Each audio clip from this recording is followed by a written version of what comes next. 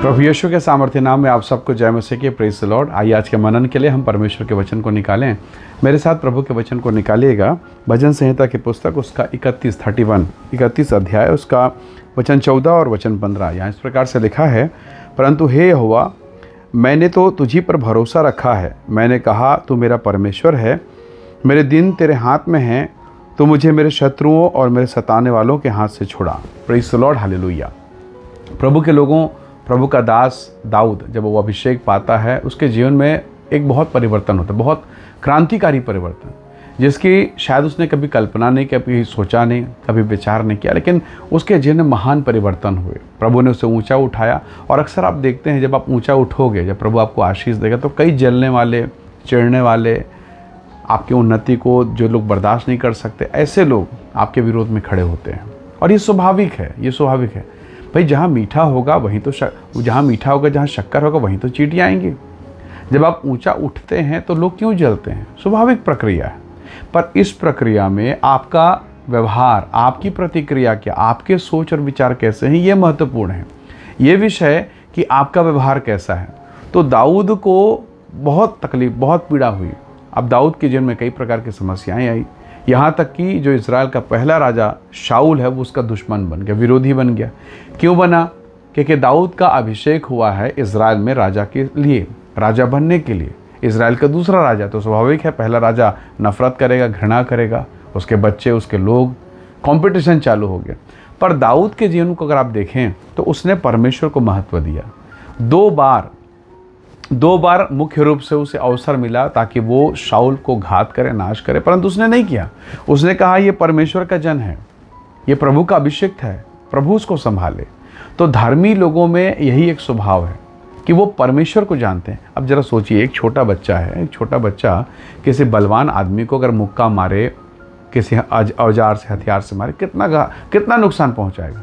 पर उसके बदले उस छोटे बच्चे का पिताजी अगर आके उसे मारे तो फिर क्या होगा? तो दाऊद ऐसे ही कर रहा। वो कहता कि नहीं प्रभु, मैं नहीं करूँगा, आप कीजिए, आपकी मर्जी, आपकी इच्छा। बहुत बार जब लोग हमसे चिढ़ते हैं, जलते हैं, या लोग जब हमारे विरोध में होते हैं, तो हम जो प्रभु के साथ चलने वाले लोग हैं, कई बार उन्हीं के जैसा व्यवहार करते हैं। इसने मेरे विरोध में कहा, उसने मेरे विरोध में कहा, हम वही व्यवहार करते हैं। जबकि हमें करना ये चाहिए कि उसे परमेश्वर के हाथों में सौंप देना चाहिए। जब आप परमेश्वर के हाथों में सौंपेंगे, प्रभु बेहतर न्याय करेगा, सबसे उत्तम करेगा, और आपको वो आशीष देगा, आपको ऊंचा उठाएगा। हालेलुया। तो प्रभु का दास कहता है, हे यहोवा, मैंने तुझी पर भरोसा रखा, तू मेरा परमेश्वर है।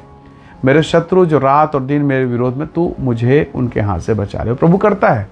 पहले यूहन्ना 5:18 में लिखा है कि वो दुष्ट उसे छूने नहीं पाता।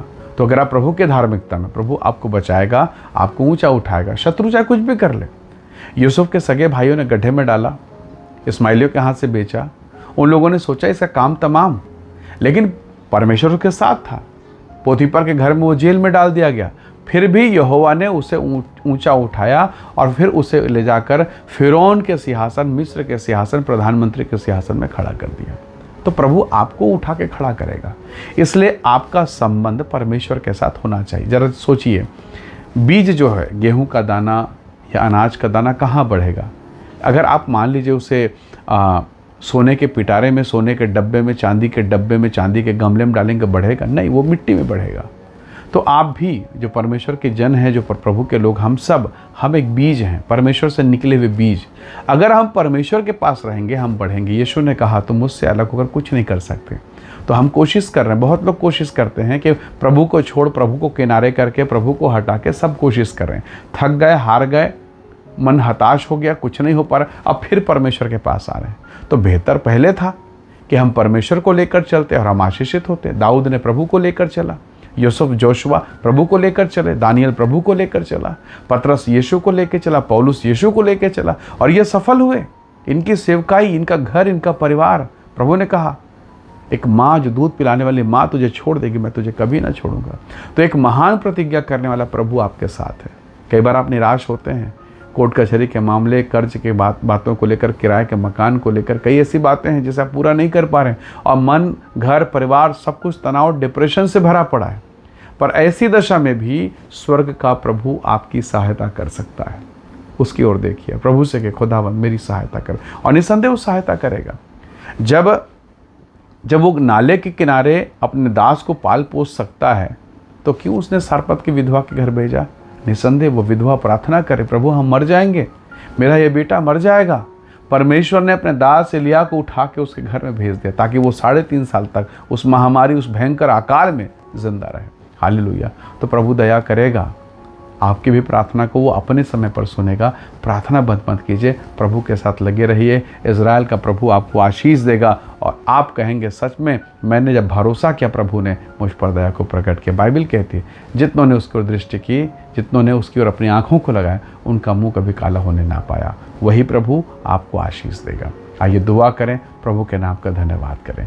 प्रेमी अनुग्रहकारी स्वर्गीय पिता, मेरे प्रिय भाई बहन के जीवन को, जिस वीडियो संदेश को देखते सुनते मैं आपके हाथों में सौंपता हूँ। हर एक निराशाएं, हर एक डर, भय, चिंता, परेशानियाँ, हर एक निंदा करने वाली बातें इनके जीवन से दूर हो, इन्हें ऊंचा उठाएं, इन्हें आशीषित करें और इनके जीवन में प्रभु तेरा नाम महिमा पाए। धन्यवाद पिता, प्रार्थना सुनने के लिए प्रभु यीशु के सामर्थ्य नाम से मांगते हैं, आमीन आमीन।